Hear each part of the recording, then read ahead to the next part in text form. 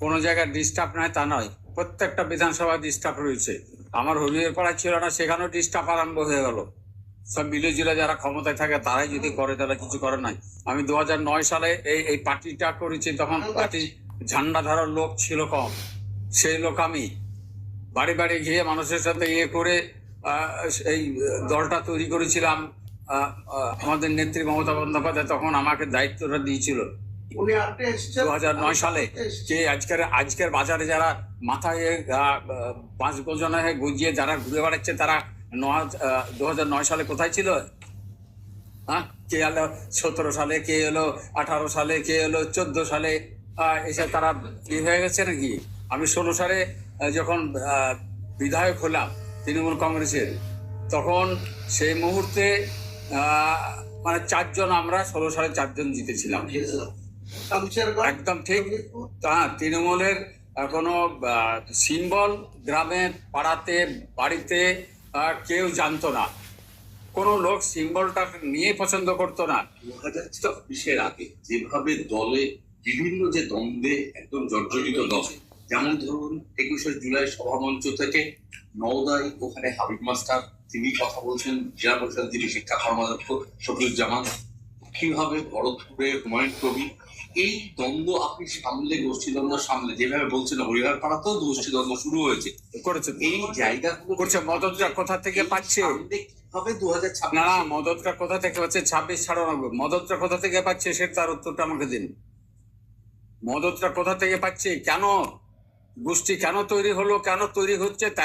গোষ্ঠী তারা কি করে? তারা খালি মমতা ব্যানার্জি আর অভিষেক ব্যানার্জির আমরা লোক, এইরকম ভাবে তারা বলছে। তারা কোথায় ছিল 2009 সাল থেকে 18 সাল পর্যন্ত?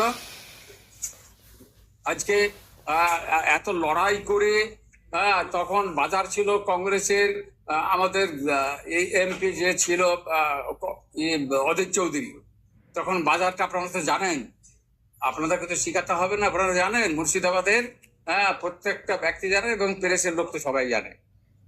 তখন তৃণমূল করার দূরবীন দিয়ে দেখা যেত না, এরকম ভাষা তারা বলেছে, নিশ্চয়ই মনে আছে আপনাদের। তাহলে আজকে অন্যান্য দল কিন্তু তৃণমূল মানে ছাড়া অন্যান্য দল দূরবীন দিয়ে দেখা যাচ্ছে না, এটাও ঠিক। এখন উল্টোটা হয়েছে।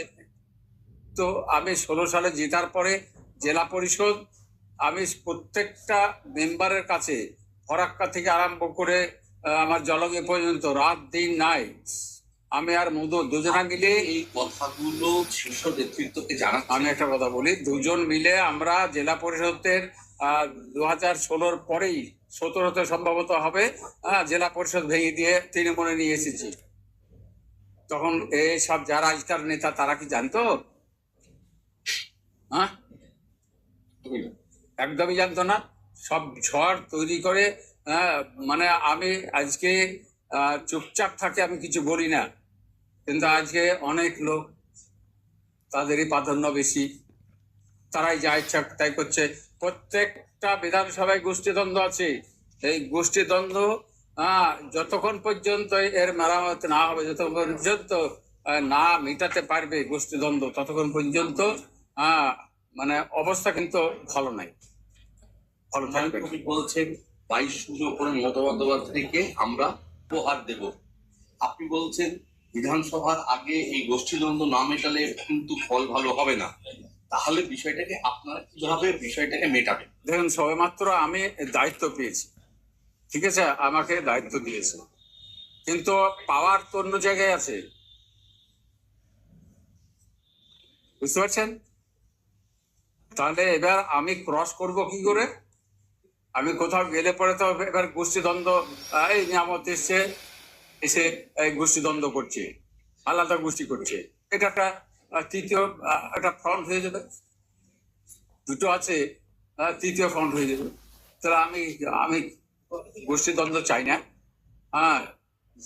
দল যেভাবে আমাকে বলবে, আমি অবশ্যই দলের একদম 2009 সাল থেকে সৈনিক, দলের নির্দেশ ছাড়া আমি চলবো না।